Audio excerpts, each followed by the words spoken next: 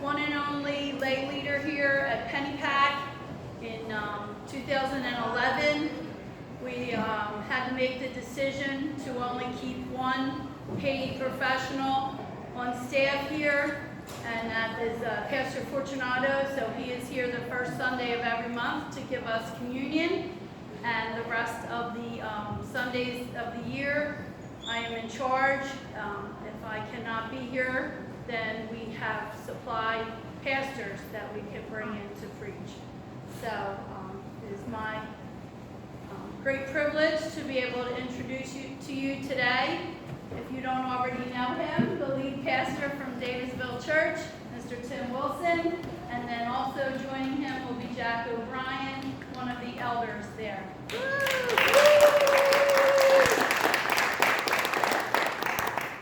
First, let me say thank you so much for the invitation to join this celebration of a church that's been around much longer than ours. We feel like ours has been around for a while, but when you compare it to Pennepack, we're on the short end of things in our history. But thank you so much to Cheryl, to Fred, the two that we've interacted with the most in preparing for today. And thank you for being here today, as you're going to hear some of the history of how God has been faithful to Davisville Church. So, again, my name is Tim Wilson. I'm one of the pastors at Davisville, and Jack will be coming up to share. We're going to share our time. I'm kind of getting us started. Then Jack's going to come up and share about the early history of the church. Then I'll come back and share some of the more later history. And as you'll see, both of our families are wrapped into the history to some degree. And so we're very thankful for that. So I want to challenge you to listen for three themes as we share today. And those three themes are Christ, community, and change. You're going to hear about all three of those things. It's not all those words can be good words to us, right? Hopefully some of them are. But that last one can be tough when we talk about change and what that means. And you're going to hear about that and how Davisville has changed over the years. So I want to turn it over to Jack O'Brien, who's going to get us started with our history presentation. Thank you.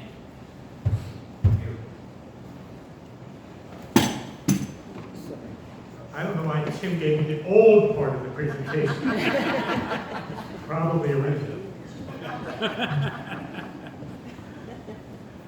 So Davidsville Baptist Church, now called Davisville Church, has a long tradition. It begins with being a Baptist church. And some of the basic traditions or beliefs of Baptists are the need for a personal relationship with Jesus Christ in order to be saved, in order to go to heaven. And that comes by grace through faith. Another thing which obviously is key with Baptist churches is baptism by immersion and baptism of believers. Baptist churches believe that a person should have had a conversion experience, committed their life to Christ prior to baptism. And then what kind of church government? It would be a congregational style church government. Each congregation really governs itself. And then the roots of Baptist churches in general in the U.S. date back to the Reformation in Europe, churches in England, in Holland, and Anabaptist churches in Europe. Those are some of the roots of the Baptist churches that exist today, and those are our roots. Davisville Church was organized in 1849 as the Independent Baptist Church in Southampton. And Davisville has its roots in the Pennepack Baptist Church, which was founded in 1688. The 8th Baptist Church started in America, and one of the oldest churches in America. There was a dissenting group of Quakers known as Keithian Quakers, Keithian because they followed a man whose last name was Keith. And they were led by John Hart, and they began meeting in the home of John Swift in Southampton in 1692. And by 1697, John Hart had been baptized by the elders of Pennepack Baptist Church upon expressing his experience of grace in the Lord. So he was leaving the Quaker faith and identifying himself with the Baptists, particularly here at Pentecost. John Hart continued to lead worship services in Southampton farmhouses, and by 1782,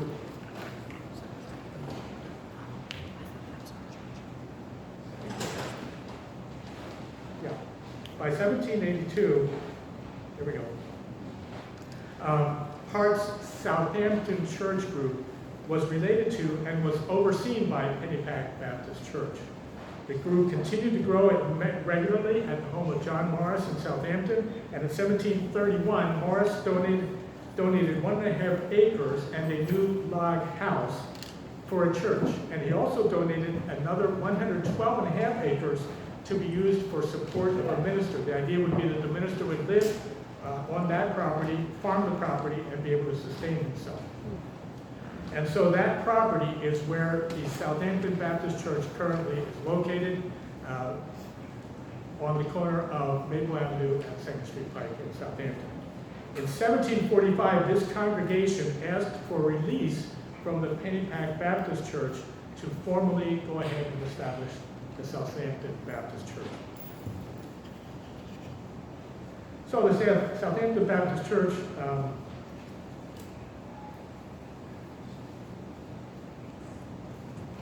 need to back up. Yeah. 1772, the first stone meeting house was built at this site on 2nd Street Pike and Maple Avenue.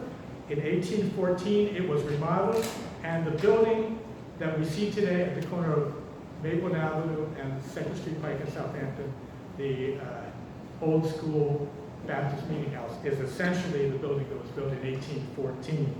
Over the years, it was remodeled, but it is essentially the same building. Over the years, the attendance declined at that location, and as an active congregation, it ceased to exist. Its last resident minister, Silas Durand, died in 1918. In succeeding years, there were some visiting elders from other churches that would come and minister, at first on every Sunday, and then gradually less Sundays, gradually one Sunday a month, and then hardly ever. And the last surviving member of the Southampton Baptist Church died, I think, in 1971, or I may be wrong in the date, but it ceased to exist as an active church. It continues to exist today. The building is maintained by a board of trustees. In 1977, it was designated a National Historical Site, and the building is used for weddings, for some other interfaith meetings. If you're interested in using it for some time, let me know and I'll put you in contact with it. But it is no longer a church building per se. So let's move on to the beginnings of what is now known as Davisville Church. Originally started as the Independent Baptist Church of Southampton.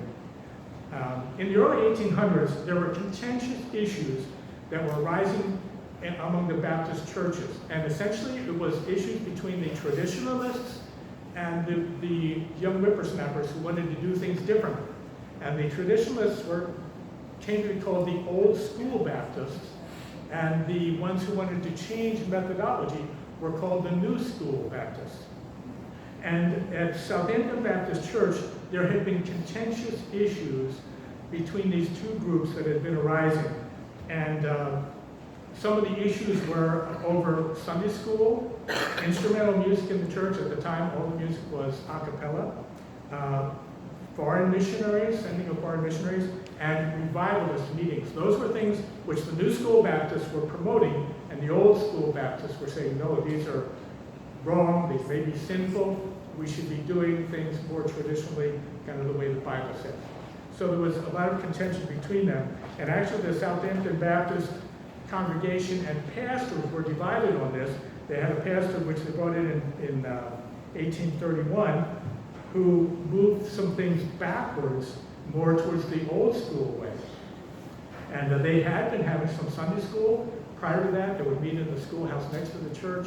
And we know that because there are records of a young woman named Jane Cornell, who in 1823, as a result of her hard work in Sunday school, was awarded a New Testament. And she was awarded a New Testament because of her work in Sunday school. She had memorized 900 verses from the New Testament. So Sunday school back then was serious stuff. It wasn't come on in, we'll play with some toys and we'll watch some video, okay? But apparently that Sunday school was stopped when the new pastor came in 1931. And so there was this push and pull between these two factions in the Southampton Baptist Church. And unfortunately, they decided to split. In 1848, the New School dissenting members including the current pastor, Alfred Earl, separated from the Southampton Baptist Church, and they established on March 31st, 1849, 175 years ago, established what they called at that time the Independent Baptist Church of Southampton. And Alfred Earl is buried in the Davidsville Church cemetery. He's there if you want to, well, his stone is there, if you want to see the stone. And the Davisville Church, when they began to meet in 1849, had many of their early meetings in the what is known now as the Davisville Seminary, that small building which is now occupied by a group of primitive Baptists. It's a little building right next to the Dairy Queen on Street Road in Southampton. And that building was built in 1843, and it was used by the early members of Davisville for their early meetings before they built their building. They met in some homes as well, but then they began meeting here. In 1849, there were a number of historic things besides the decision to start a new church. They were meeting in homes. They began meeting in the Southampton Seminary, which we saw in the other photo, which was a schoolhouse. Started to do Sunday school, to teach as well young people, children from the community in the school, and also for the preaching of the gospel. That's why that building was built in 1843. So in 1849, the new members of what was then the Independent Church of Southampton purchased an acre and a half of land on Street Road, on the north side of Street Road, from Jesse Bowes for $300. And that's the property, the initial part of the property where Davisville Church now stands. They began construction in 1849, building this stone building, which was 33 feet wide and 45 feet long. They built it for a cost of $1,500, and it would seat 275 people. Now, 33 feet wide and 45 feet long, I think they had a different concept of space than we do today. First deacons were elected in June that year, and the charter of incorporation was approved and filed and confirmed by Bucks County.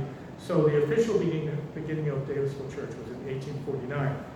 That building was dedicated on January 1st, 1850. We have no photos of that initial building.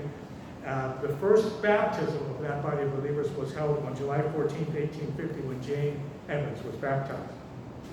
By 1866, the congregation had been growing. They had outgrown that small building, and so the congregation agreed to enlarge that building. They were going to add to it 15 feet in length and 10 foot in width. They wanted to add a basement. They wanted to increase the height so that they could make a second floor, which was where their main meeting auditorium was going to be. And also they were going to add an alcove in the front, in the pulpit area, so that they could have an indoor baptistry, which was a major improvement. They didn't have baptisms in the winter back then, outside for some reason. So they agreed to do this, and the building was completed, and it was dedicated. This is a photo of that building. This photo is not from 1867, but a subsequent photo of that building. This is what it looked like on the inside. Interesting, if you look at that building and look at this, you see some similarities. The church was rebuilt. It was dedicated on December 24th, 1867. Note the ceiling hooks in this photo where kerosene lamps would be hung for the services, because this was before the days of electricity. So they would have kerosene lamps hung on those hooks. You see the hook hanging down there? You see one kind of back there and one over here. In 1871, the congregation voted to actually adopt the name Davisville Baptist Church as the church's name. It was a name which long had been associated with the church. Even in church minutes prior to that, the minutes were referred to the church as Davisville Baptist Church. In its location on Street Road, it is actually a little bit closer to Davisville than it is to Southampton. And back then, Davisville was more of a major town than Southampton. It even got a post office in Davisville, so that was big stuff back then. A front porch was added in 1881. If you notice in the prior picture, there is no front porch, but later they added a front porch. The later 1800s was a time of great growth for Southampton. Prior to that, Southampton was a little backwater farming community. In 1841, there were only 3 buildings in what we know as Southampton today. Everyone else lived on their farms outside of town. And there was significant growth in the late 1800s. Here is, you can see the corner of Street Road and 2nd Street Pike on your left, which is where the turnpike was, which we get the name 2nd Street Pike from, because it was the 2nd Street Turnpike. It was a toll road, which enabled farmers to get their produce, their dairy products, into Philadelphia to sell them. So this helped the development of Southampton. Another significant, that was in the mid-1880s, another significant event in Southampton was the construction of the Philadelphia Newtown train line, which came through Southampton, and there was a train stop there. That was established in 1878, and the station was built there in 1892. If you go by there, you see the little Southampton train station that was built in 1892.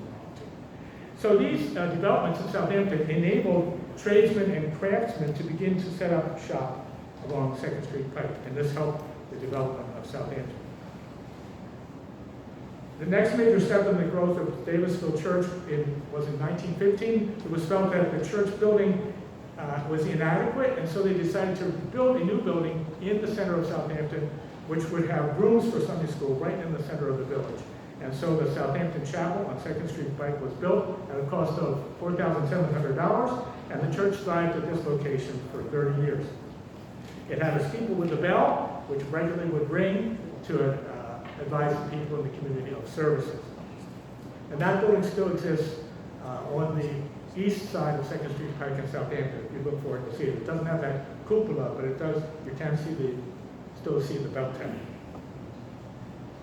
In that location, besides the children's Sunday school and other activities for families, there was an emphasis on reaching adults. And so there was Bible teaching, studying the Bible, helping people to grow spiritually. And these are 1919 photos of the men's Bible class and the women's Bible class, probably dressed just as you dress on Sundays today. The church also was characterized by an interesting world and local outreach, missions, and evangelism. And here's a page from the Davisville Women's Missionary Society account book in 1919, showing $600 in missions giving in 1919, and $600 in 1919 would be the equivalent of about $11,000 in 2024 dollars. It was also at this location in the center of Southampton in 1838 that the church held its first summer vacation Bible school. And they were really building on the foundation of the children's Sunday school, and so they wanted to take it a step further and say, okay, during the summer, let's have an opportunity to teach children the Bible. And that tradition has continued on throughout the years of Davisville. We call it different things, we do things differently, but that summer activity for children, the opportunity to evangelize and teach children for Christ continues. In 1845, the size of the congregation had grown. They decided to move back to the old church building on Street Road, which they would occasionally use for special events, and they would use the property for picnics and things. But now they decided to move back to that building. They thoroughly renovated the building. They rededicated it on March 31st, 1946. And you can see here there's a porch on the front. And they dedicated it on that day. Why? March 31st, 1946, because that was 97 years to the day from the founding of the Independent Baptist Church of Southampton. The late 1940s, early 1950s were a time of significant growth, post-World War II growth, a lot of changes in America, people moving out from cities into suburban areas, and it was a significant time of growth for Southampton and for Davisville Church. In 1949, they celebrated their centennial, and one of the ways they celebrated was they gave Pastor Moody a new car. They held weekly meetings. You can see this little card, which would be kind of a card to hand out to people to let them know about Davisville Baptist Church. You can see the weekly meetings. This would be in the early 1950s. Sunday school, 9:45 on Sunday, worship at 11, youth groups at 7 o'clock, evening service at 8 o'clock. And you see there the emphasis on ministry to children and youth, Sunday school and youth group meetings. Wednesday night, Bible study and prayer. And note below that, Sunday school bus pickup. So they had an old bus. It wasn't much to look at and was terrible to keep running. but it was a little blue bus, and they had that for many years. I have a picture of it somewhere, but I couldn't find it. And they used to run a bus to pick up children for Sunday school. And also they would use that bus and rent buses during the summer for the vacation Bible school. Also notice the verse at the bottom of that card, and this tells you something again about the heart of Davidsville Church to reach people for Christ, John 3:16. So continued growth. One of the interesting things in the early 1950s, Davisville Church was focused in a Saturday Evening Post article on January 21st, 1950, which was entitled Baptist Minister at Work. And it gives insight into what the life of a Baptist minister would have been like in those days. And in our archives, which I waded through for this presentation, I found a copy of that Saturday Evening Post article. Very interesting. Whoops, I'm going to keep this here for a minute. No, okay. So, growing Sunday school, growing Vacation Bible School, growing youth ministries, growing membership. And there was a focus on outreach. We see the Davisville engaged in its community here. An example of that is, here is a float from the 1952 Upper Southampton 4th of July parade. The Davidsville Church won a prize for that float in 1952. And that's my sister Pat, the closest one, with her back to the screen here with a sales cap. 1950, significant growth for Davisville, significant growth in Southampton. The farms began to be sold, subdivided, housing developments came in. And so in 1953, Davisville built and dedicated in 1954 an educational addition on the back of the church. You can see it on the back of the church there. Classrooms, area to be able to teach children specifically and young people. The Sunday Church Bulletin also shows the core values of Davisville Church at that time, which I believe continue to be the core values of Davisville. We express our core values today a little bit differently, but notice what it says. It says a friendly, then what? Can you read it? I'll tell you. Friendly, evangelistic, Bible preaching, missionary-minded church. And that was what characterized Davisville at that time. Friendly, evangelistic, Bible preaching, missionary-minded church. Growth continued in the 1950s, so much so that it was decided to add an addition onto the front of the church. And this addition enlarged the sanctuary to be able to seat 550 people. It had a balcony, it had classrooms, offices, bathrooms, so it was a significant addition to the church in 1958. Throughout this time, and especially in the 1950s, there was a significant emphasis on fulfilling the Great Commission that Jesus left his church, to go and make disciples of all nations. And Davisville was really committed to that. We commented on the fact that Davisville was missionary-minded.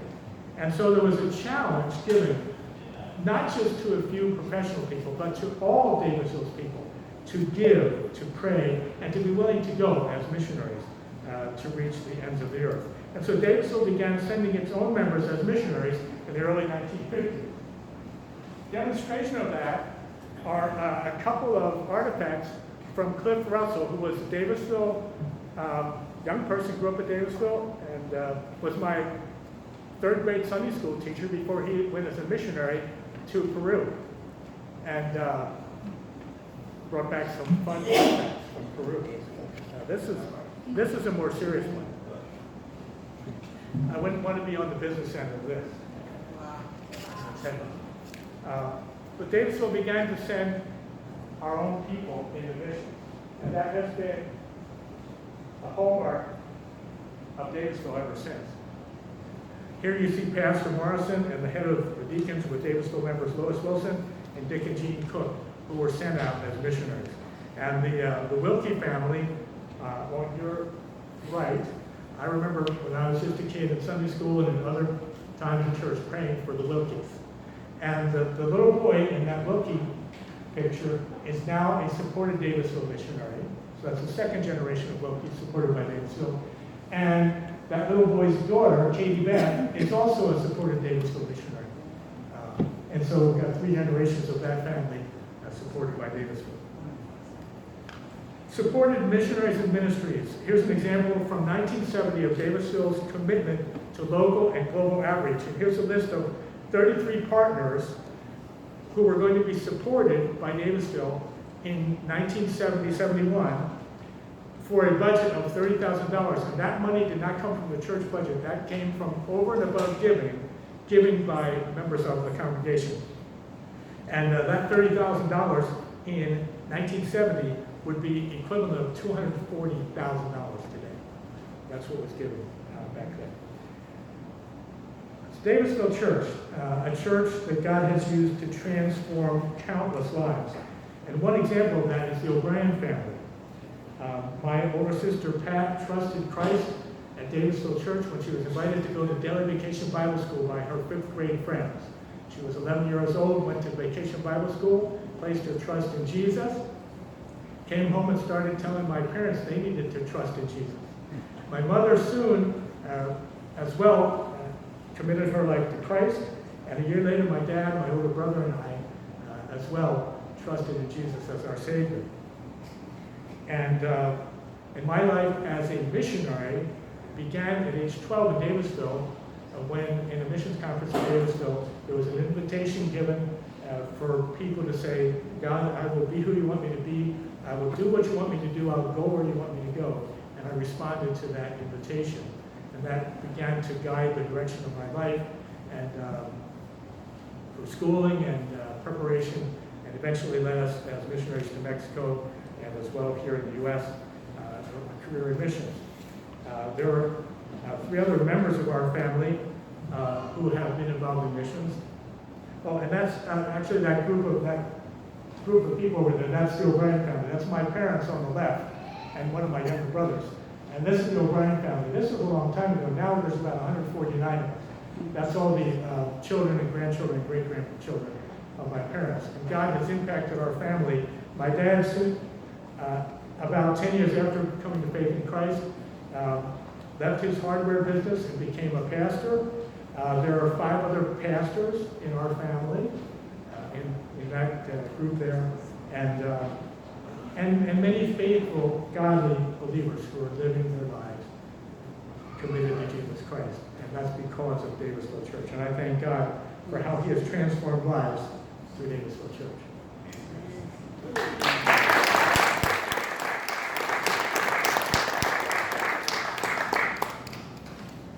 One of the things you heard Jack talk about at the end there, which is so important to us, is how church is meant to impact people and impacted his family directly. So now, as I come for the next section, you'll see my family begin to come on the scene at Davisville, and I want to share a little bit through the sharing of history, how the church has impacted my own life.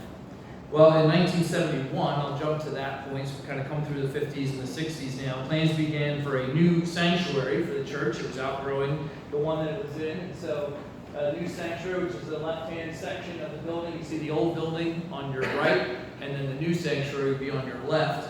And this was built, which contained, of course, the auditorium, which seated just shy of 700 people at that time. Also, offices for the church, and the new thing in the church that we hadn't had before, which was a full gymnasium. So in the basement of that building was a full gym. And you might, at that time, that was somewhat of a novel idea. Why would a church put a gym in their building? That's what schools have, right? Well, again, it was the commitment to reaching children and young adults and youth, and so that's why we put that, or people decided at that time, put that in the building.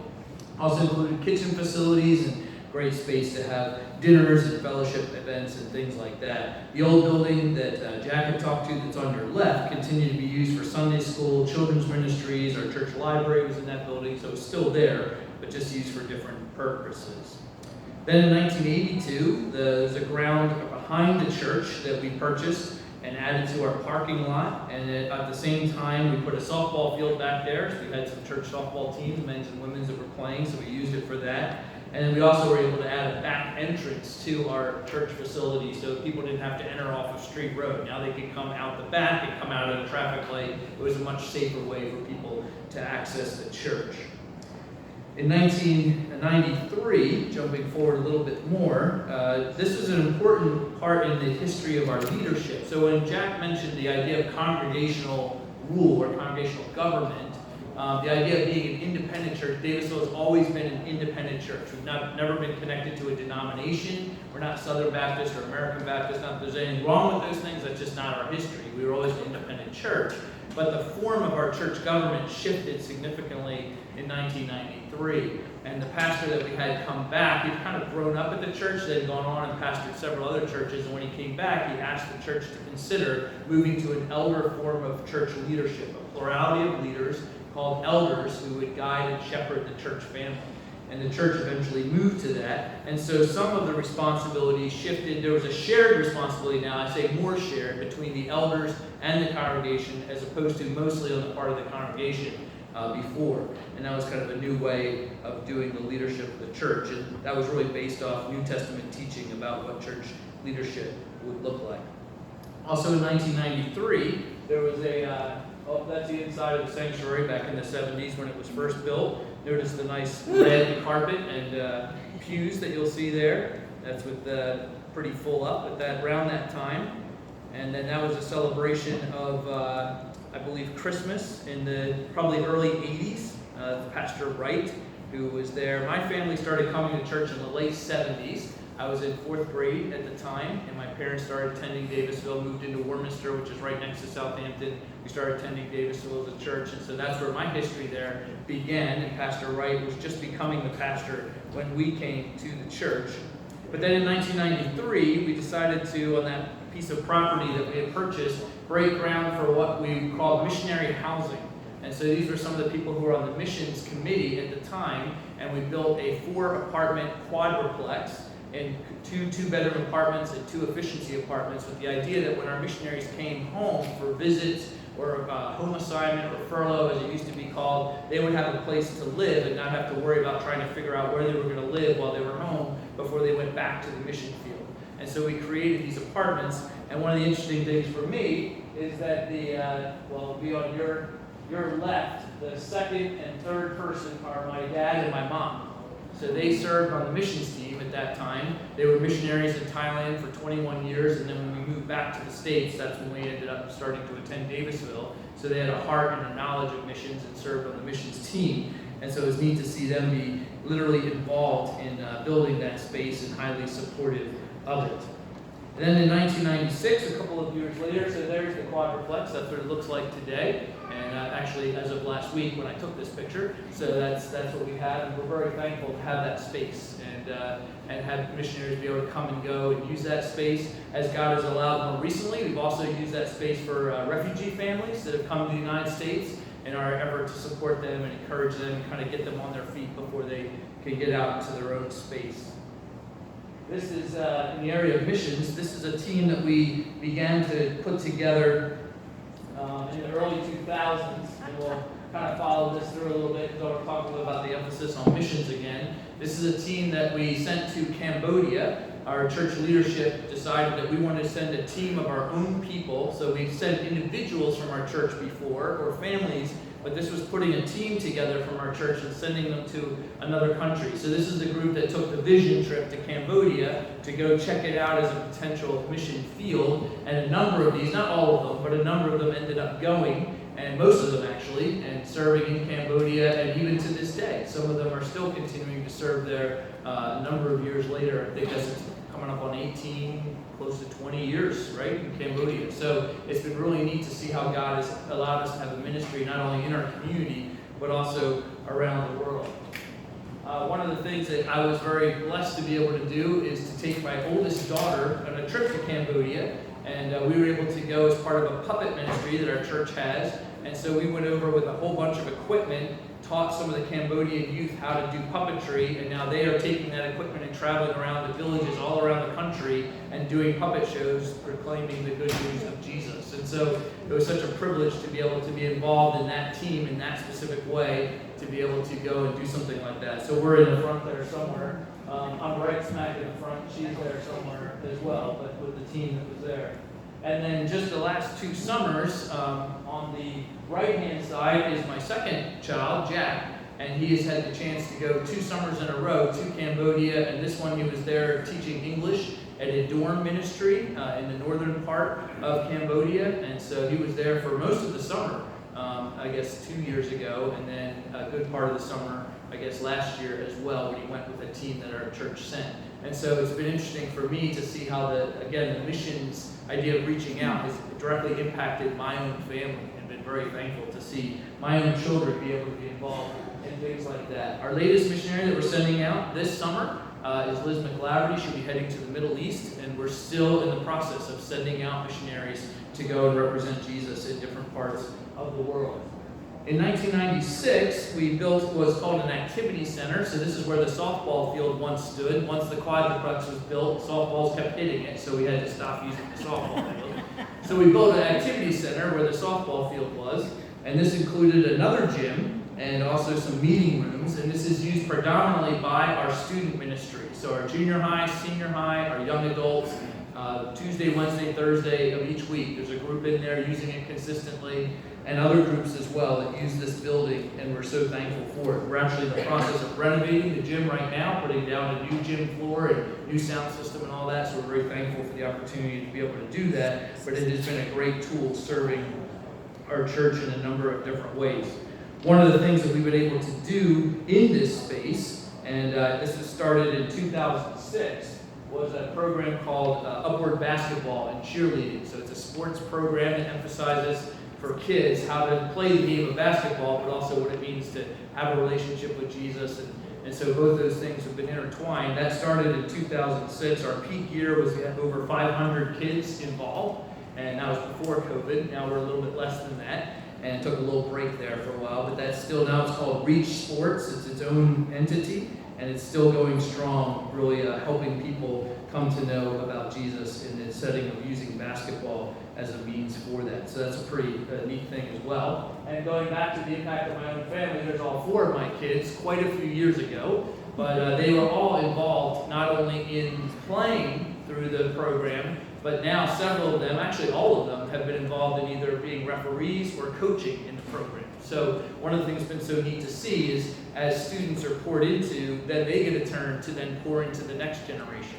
And that's been just such a blessing to see that happen. And again, very privileged to see that happen in my own family as well.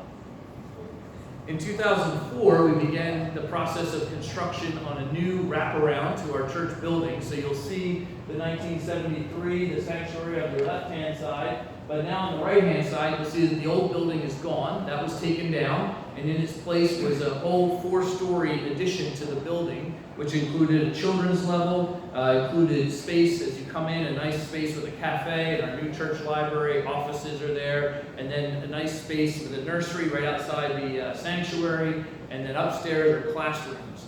And part of the reason why we did space like this, and that's what it looks like outside the sanctuary, kind of right now, you can see it's a very inviting area to come and sit in. One of the things that's important to us in our community is to do things that meet the needs of our community. So for example, we have groups like divorce care for people who are going through divorce or have gone through divorce, and just to work through the issues surrounding that. Grief share for those who have lost a loved one, and how do you find hope through what God offers you even in the times of loss.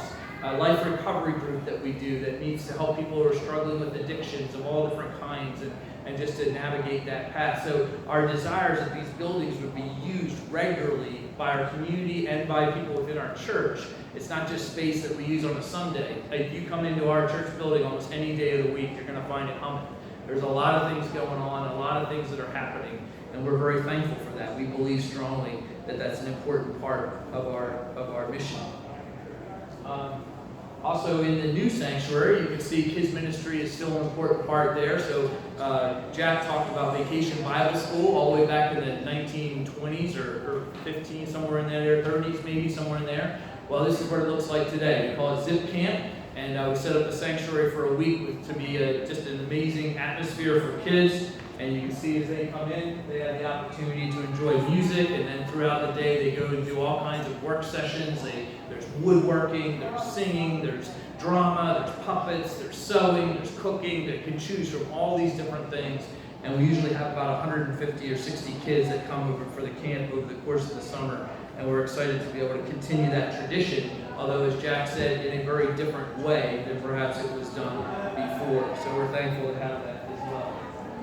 Davisville has been involved in our community in a number of different ways. You saw the float that was in the parade. We haven't done a float in a while, but this was a booth we did a number of years ago in Southampton Days where we were just a part of that. We asked the community, how can we do something that benefits Southampton Days? And they suggested, hey, if you could do this, that would be great. So we did it. And there's a number of different things that we've done outside of our building that have been a part of the community. Another thing we've done that's outside of our buildings is we use a local swim club once a year for a baptism service. You've heard the importance of baptism to us.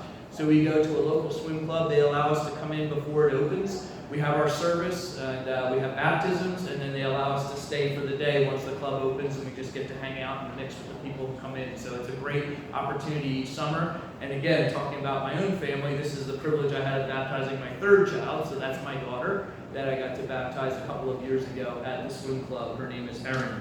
And so it was a great opportunity there. And so you can see throughout the years, Davisville has had an impact in our community within the space that God's allowed us to have. It has continued to grow, and we're very, very thankful for that. And then, as of March 31st, this is Easter Sunday. We found it so interesting that Easter Sunday fell on the exact 175th anniversary of our church. So March 31st this year was Easter Sunday, and this is our celebration that we had in that sanctuary space. And you can imagine the change that has happened in the time that we've spent. You know, I talk about Christ. Some things have not changed. Our emphasis on Jesus and how he is the means of salvation for all of us has not changed. We've continued to emphasize that. We've continued to emphasize that that message needs to be heard locally in our community. It needs to be heard around the world. We haven't changed that. There's certain things that we haven't changed. We continue to teach what the scriptures say. That's so important to us to focus in on what God's word has to say. And those are just some of the things. We still do baptisms. We believe in baptism, and we do. I think it's an important part of our spiritual experience. But there's a lot of things that have changed. I mean, when you really think about it, what's changed for Davisville? A number of things. Our location has changed. Our buildings have changed. Our music has changed. The way we do kids ministry has changed. Our use of technology has changed. The way that we dress on a Sunday generally has changed from what it used to be, especially from some of the pictures you saw, way back when. But a lot of things have changed, which I find really interesting. And I think the important thing is to know what are the things that shouldn't change, and what are the things that really have to change if we're going to continue to be effective in what God has called us to. And that's one of the things that I'm so thankful about this church, that we've been willing to change, I believe, not that we've always gotten it right, but I think generally we've desired to be willing, and that's not always easy, to change when change is needed, but not change the things that should never change. Probably the biggest change, and maybe some of you are wondering about it, is changing the name. And this happened in 2005. We dropped the word Baptist out of our public name. You might say, well, why would you do that? It's been a part of your church for a long, long time. And what's interesting is we shifted our church government and some of the practices that we did. This is what we found. We found that people who were moving into the area looking for a Baptist church would come to our church and be like, this isn't really like a Baptist church. And then we were in a community that had a large a population of people who, for whatever reason, had been told, don't go to a Baptist church. So whatever church you might go to, don't go to a Baptist church. And there was reasons behind that, whatever. So we found that the people that were looking for a Baptist church didn't really feel like they fit. And there were people who wouldn't walk in the door because we had the word Baptist on our building. And so we decided to remove the barrier that we felt was there for people to walk in the building. We didn't change our doctrine. We didn't really change our practice. We still perform baptisms. We still do the same things that we did. But we wanted people to get a feel of who we were before they made a decision. And so that was the reason why we made that change. But as you can imagine, that was quite a change for our church to make. And there was quite strong feelings about it on both sides. There were people who really were supportive of it. There were people who really felt like we were letting go of part of who we were. And we really tried to communicate. So there's another change, a name change, right? But again, it's not just about a name. A name connotes something. We understand that. But at the same time, we are still the church of those core values that we remain consistently dedicated to. And my hope and my prayer is that that will never change. And I believe that's a part of why God has blessed Davisville through the years and why we exist as a healthy church in our community even today. So thanks for listening. Thanks for being a part of this presentation. I don't know if you have time for a few questions. You're probably, keep going. Not at the end. Oh, there we go. So our mission statement, influencing people to fully follow Jesus. There's our website if you want to just check us out. And if you have any questions that you would want to ask. How much time? No? Yes? It's up to you. Well, if you have any questions, I don't want people not to be able to ask them. Yeah. My question was, one of the problems we had moving back here is that we lost we don't have a baptismal. We had one on Bustleton Avenue. Gotcha. Do you have one in the church, or you always go to the pool? Great question. No, we do have one in the You church. have one So if you notice in the picture, we try to go Yeah. back. Oh, wait, Yeah, right the there. place there where If you sit. see the stained glass window in this picture, right below that stained glass window is where our baptism is. So we do have one. All right. Yep. They did it for a church in Frankfurt. Any other questions? Yes. And I'm not sure. What changes do you anticipate? Oh, good question. What changes are still coming? I'll tell you, one of the ones that we're wrestling with right now is our community is changing. We have a lot of refugees and immigrants that are moving into our community, speaking different languages. You go to most stores around our church now, you're going to hear a number of different languages being spoken, parks and things like that. So as a church who's commissioned to reach people, we are asking the question, what does it look like for our church to do a better job engaging people who may speak a different language than we do? Is it offering English classes? Is it providing translation for our services? We don't know the answer yet, but those are the questions that we're grappling with right now. So we are willing to do some changing to try to reach a changing community. So that's one example. Yeah. Yes? Dave, is there Dave? Did you say you were Tim? Oh, Tim. Tim. That's all right. When Jack was started, and he Yes. said that in the early 1800s, there was a lot of discontent between the two groups because one wanted new missions and one needed the Bible study, and Okay. the others were old school. Did they stay though, or did they disperse from your group? There was a split. The old school stayed at the Southampton Baptist Church, and that, I believe that unwillingness to change methodology eventually led to the demise of that church, because they were unwilling to change methods. So like Tim said, we have our beliefs that don't change about the core things, but our methodology of how we minister has to change as the culture changes. So the new school people were the people who founded what is now Davidsville Church. Right. The old school people stayed, and that group no longer exists in that church. Oh, no longer. Okay. So we joke that one of the things that hasn't changed, that youth and music are still one of the hot topics of the church. So that hasn't changed. Any other questions? Yes. Oh, sorry. So the ones who Thank you for asking that. About baptism, we can find out about that on our website, so you can check that out. But there is a table out there that has cards that has some information about our services and things like that, so we never know if you're already plugged into a church or not, but you'd be welcome to check us out if you're in the area. There's also a couple other artifacts back there, and there's a bank that was probably from the I'm guessing 40s or 50s, that when you put a coin in there, and I put some coins on the table, you'll hear a little bell ring. Somebody handmade this bank, so it's a pretty cool artifact as well. And it's sitting out there on the table, so there's a couple things out there for you to check out. But yes, our next baptism is actually at the swim club on August the 4th. That's the next one that we have. Anything else? Now you've got something coming up in here soon, so I don't want to get in the way of that. Yeah, great question. So this is our original deed of the church, if you want to come and check that out. And this is our original church charter. And again, talking about change, it's funny, I was trouble reading some of this script because it's hard to read. But we did decipher that one of the rules in our original charter is that we're supposed to have communion on the second Sunday of the month, and there's some certain things. And we don't we still have communion regularly, but we don't always have it on the second Sunday of the month. So again, there's even some things there that we've shifted a little bit here and there, how we do what we do, although it's still emphasizing the importance of communion. Oh, and there had to be 7 people at minimum present, right? So it's interesting just to read some of the rules that they had there. Not sure why that number was come up with, but if you had 6, I guess you couldn't have communion that day, so I don't know.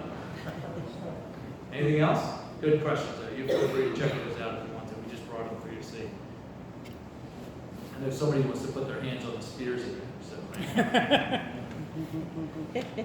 All right. Well, thank you so much. Appreciate this opportunity just to be with you, and enjoy the rest of your day here.